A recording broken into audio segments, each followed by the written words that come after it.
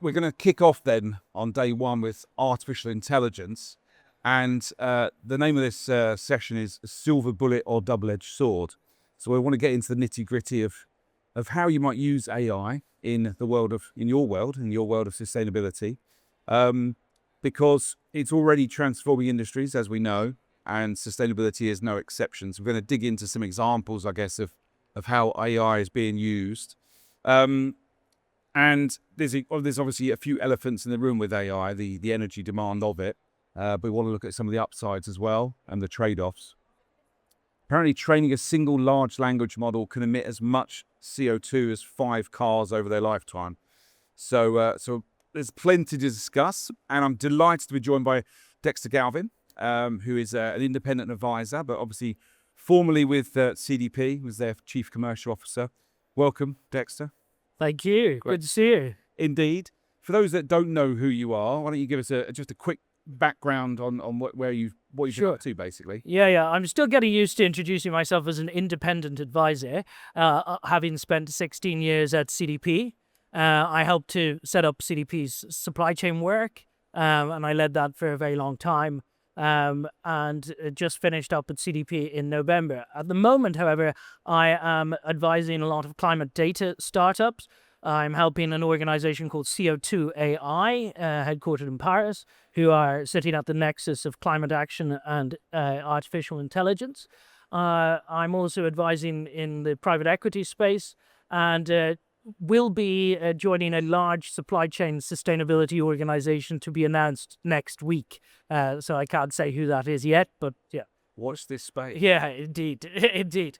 But my journey on AI started back in 2020, still at CDP. BCG brought me into a couple of really interesting projects where we're really just thinking about the early days, how this might be applied in the climate space. So did some really cool work with Accenture on primary emissions data modeling.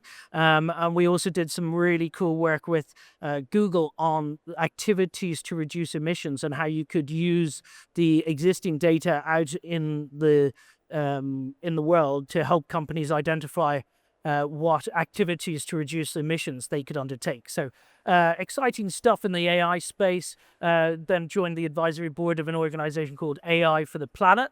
And we were meeting quite a lot for quite some time. And then generative AI revolution happened. And everything was moving so fast that it was almost kind of pointless meeting because it was just moving so rapidly. But there's some really exciting developments that I'm keen to get into today. Yeah. So to start then, Dexter, how do you sort of define AI? We all have our own view about what it is and what it might do. We've all played around with ChatGPT. What's your definition of AI? Well, there's so much hype, right? And the reality is we bet trillions of dollars on this particular horse, and the horse is bolted. It's out there in the market. We have to turn that hype into action, and we really have to start using this as a tool to drive emissions reductions, to improve the quality of data that we have, and an efficiency tool, essentially. And a lot of us are actually using it. A lot of our teams are using it without any sort of structures or governance in place. So AI is really driving a huge amount of change in the economy already, whether we like it or not. And I think my message is to really take charge of that. We need to really use this as the greatest efficiency tool that we've ever seen. That will help us really target our efforts. We've spent a huge amount of time in this space just focusing on producing data, producing information, responding to reports. I've been seriously guilty of driving a lot of that from CDP over the years. But is that information actually being used? And that's what AI can help us do. It can help us target our efforts, sort of reduce some of the really mundane elements of our sustainability work, and really bring it back to what we originally got into this space for, which is actually driving action. I want to dig into some examples then on how AI might be used. I run a weekly podcast, The Better Business Show. This week we're looking at a story with IBM partnering with L'Oreal and L'Oreal is using AI to train on a whole bunch of data to formulate new makeup products. And it's a really interesting example. And I wonder then, Dexter, what are the examples you have of companies that are using AI right now, and what benefit are they getting? Yeah, I think broadly where I've seen it really make a difference is, and it's great that you mentioned Scope 3, but Scope 3 is obviously the big area where we can make a huge difference with AI. It's a really problematic area for a lot of organizations. 95% of the average company's emissions are actually in their supply chain, so it's a massive focus for us. We did some research with BCG and CDP back in 2022 that showed that we can reduce the level of effort required to gather Scope 3 emissions data by using artificial intelligence by 80%, while also increasing the accuracy of that data by 80%. So this is a really powerful tool to reduce the drudgery and the burden of gathering that information across the supply chain and actually focusing in on driving action. Then there's another area where we can use it, of course, is resource management, more efficient and effective resource management in organizations, and then risk mapping. We have huge amounts of weather data, huge amounts of information on the potential risks that will face us and our businesses as we move forward in a more climate-constrained world. AI can help us predict when those risks are going to hit us, where those risks are going to hit our supply chains. So incredibly powerful on that front. Just some concrete examples.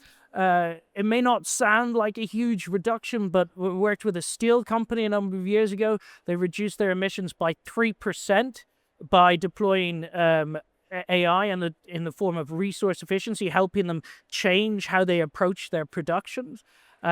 We also saw a big metals and mining company reduce emissions, total emissions, and in the metals mining steel space, this is huge numbers, right? But by between 5 and 10%, they were able to reduce their energy consumption by a more efficient use of resources. All of that informed by AI. Yeah. So AI seems to have gone from this sort of fringe, sort of techie topic to now, every boardroom's talking about how they're going to use it.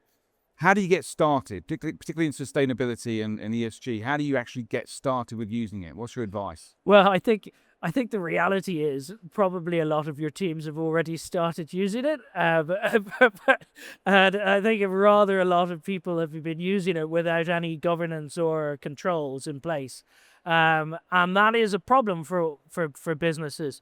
I think we have to have a very deliberate approach to this. It has to come from the top. We have to make sure we manage risks associated with the deployment of AI, like inherent bias in the models. So we need to make sure that we're doing things like bias auditing of these things. But I think it starts at the top. We have to take a very deliberate approach about where we're going to deploy this, where we can see the most bang for our buck by deploying this. And I would say, this being pioneer in this space, but Scope 3, my God, that's the obvious starting point from where I'm sitting anyway. Because if you look into product level data, which is not terribly exciting right now, but it will become more and more important into the future. If we can use AI to help us target interventions across the life cycle of products, then we can really drive massive change. So I would say it's those tricky areas where there's huge amount of data that needs to be crunched, and we need to kind of identify those hotspots, use AI to improve the data quality, but also target the action in that space. Sure. And can it be trusted? Or do we need to ramp up the levels of governance that you mentioned there? Yeah, I think we are still at a bit of a Wild West stage. If you think about it, it is a bit like Scope 3 in many ways. It's right down in the supply chain. You don't know if your suppliers are using AI. You don't know how they're using AI. You don't know if your partners are using AI. You don't know how they're using AI. So again, it's like tracking Scope 3 emissions. How do we create good governance structures across our own organizations, but also across our supply chains, so that we actually have a good handle of where AI is used. Because otherwise there are, the possibility of inherent bias creeping through the models, and really bad decision making being happen. You have to have a human in the loop, absolutely critical. It's not a silver bullet, it's a force enabler, right? So we can't just go, okay, AI will handle that. We need to use it very deliberately to target our efforts. Yeah. And the environmental impact of using AI cannot be ignored. So how do people work in sustainability teams square that one? How can they justify its use given the huge footprint? Yeah, I mean, I started to get really quite depressed when I was thinking about AI and its impact on the energy grid, because at a base case, it's going to increase the demand on data centers by over 160% by 2030. In fact, in worst case scenario, it could erode all of our efforts to decarbonize the electricity grid if we don't use this tool properly. And that's part of the problem at the moment. There's this wide-scale deployment of various models that are actually using vast amounts of energy, but a lot of it is actually just people playing around with the tools, it's not deliberate use of the technology. If we deliberately use this technology, some estimates say that we can actually reduce emissions between now and 2030 by 20% across the economy. That's huge, right? But this question of energy consumption is massive. I'm actually a supporter of the modular nuclear, and a lot of the big tech companies are investing heavily in how that might be deployed. The good thing about these data centers is they're highly energy intensive, but they are big energy intensive things that you can work to decarbonize by putting local tools. So massive increase as always, like we always say, obviously we start by increasing renewable capacity across the economy massively. I learned a couple of weeks ago that through Trump's first administration, 72% of all energy deployed in Trump 1 was renewable. Since he's been elected in November, 90% of all new energy capacity in the States is renewable, despite all the chat, right? So the market is moving in that direction anyway. So between the deliberate and intelligent deployment of renewable and some other interventions like modular nuclear, I think we can crack it. So you're saying if you're more deliberate about how you're going to use AI, it will far offset the environmental impact. I think so. This is the data that we have that shows it already. The problem is, at the moment, it's just ad hoc people playing around with it, people cutting corners, bad preparations for meetings, that sort of thing. But it's not being deliberately deployed in a systematic way by companies. And there's a huge opportunity for the big consultants who, frankly, do have a challenge from AI. Certainly some of the lower level analysis work that would traditionally have been done by humans who are training. This is a massive risk to the economy, because how else do people learn those early stage analysis stuff that's going to be replaced by AI? Yeah. But they have an opportunity to help organizations deploy things with good governance structures, and build this out into their operations and actually use the data that's coming through from AI to actually make meaningful decisions. And that's what it's all about.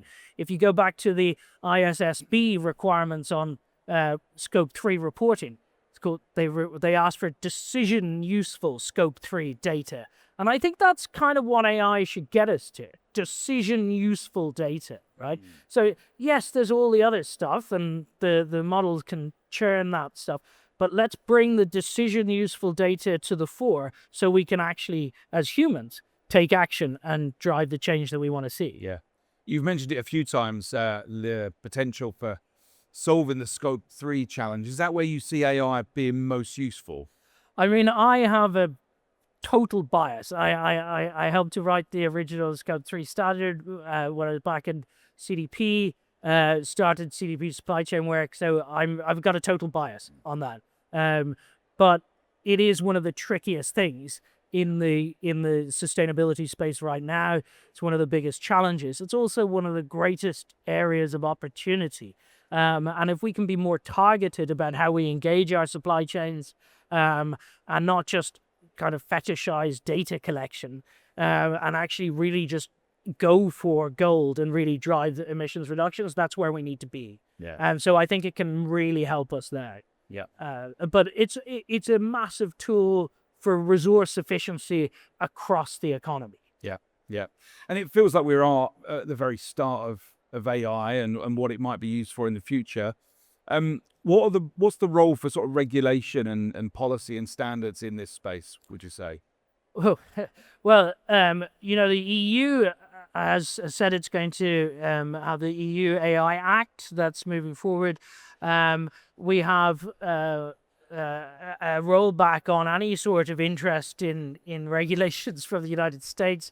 I think this sort of thing will settle. We require some degree of regulation on AI as we move into widespread deployment. It's quite important. So EU AI Act, and as often is the case, the EU will tend to lead the way in terms of regulating how this, and that will inform how other economies approach that.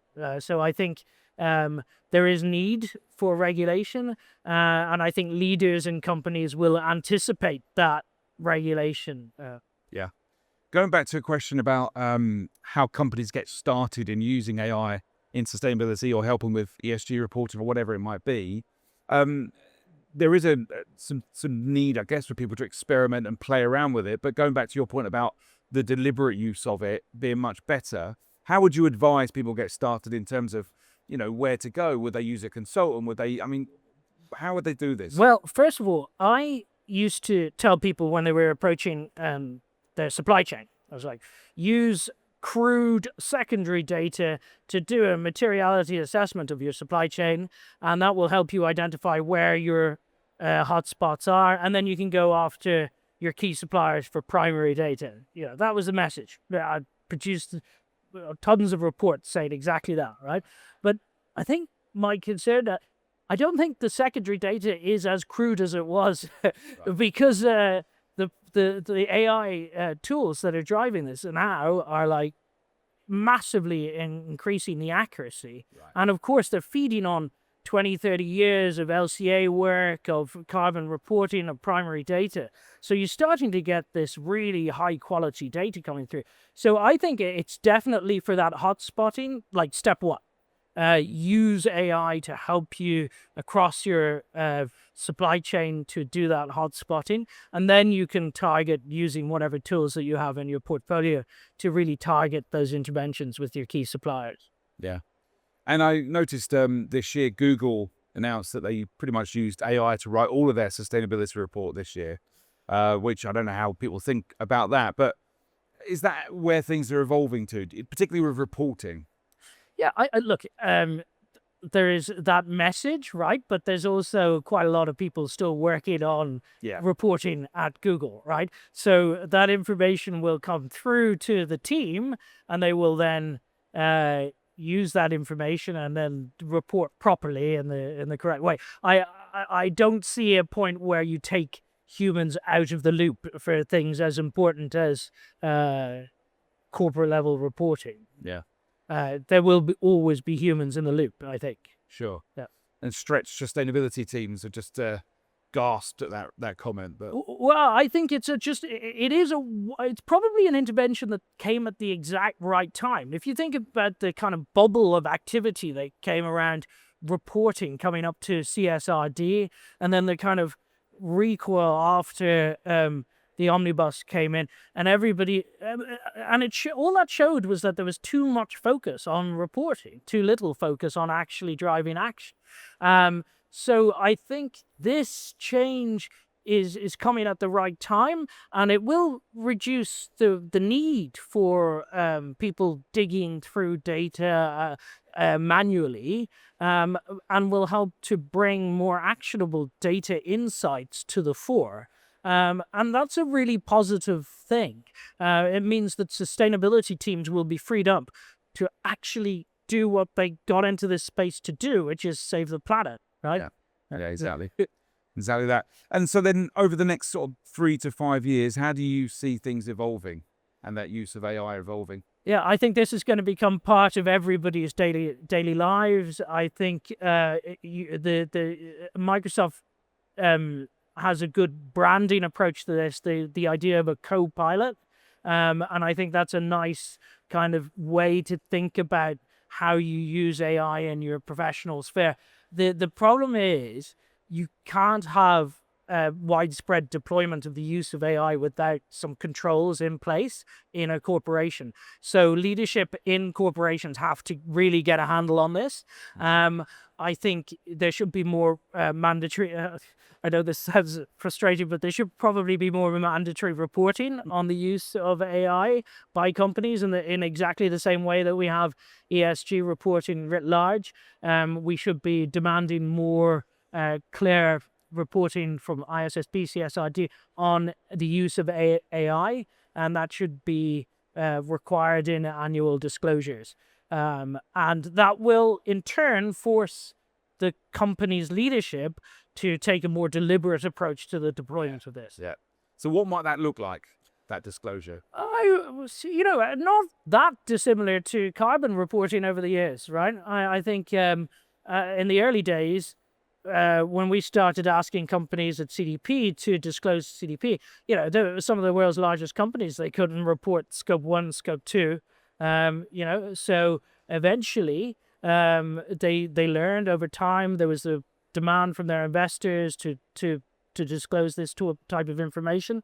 Same exact thing will happen with AI. There will be a requirement from the market, from regulators to disclose what you're doing on this stuff. That will then inform more deliberate, strategic decision-making at the highest level in the organization. And the two will marry into something quite helpful, I think. Yeah. So given the direction of travel then, what should companies be preparing for right now? Well, certainly they should stop being afraid of this. If you don't grab this bull by the horns, you're going to be left behind. We've already put trillions of dollars into this as a society. So if it doesn't work out, we're all going to lose our jobs anyway. So there's a big bet on this thing. It's already bolted.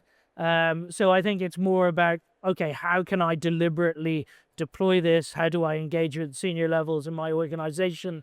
How do I build the governance structures that are required for any other business process? So I think that's really the next step. And I think we'll see that happen quite effectively and efficiently. I think the great thing about AI is that it is an efficiency driver. So I think it's really going to help us take the action we need to take in the economy on resource mapping, first and foremost, risk mapping, and then actually reducing our impact. So I think that's going to happen pretty quickly, actually. Sure. Great stuff. Thank you, Dexter. Thanks for your time. In the interest of time, I know you've got time to get some coffee and get back to the next session. So please give up for Dexter. Thank you.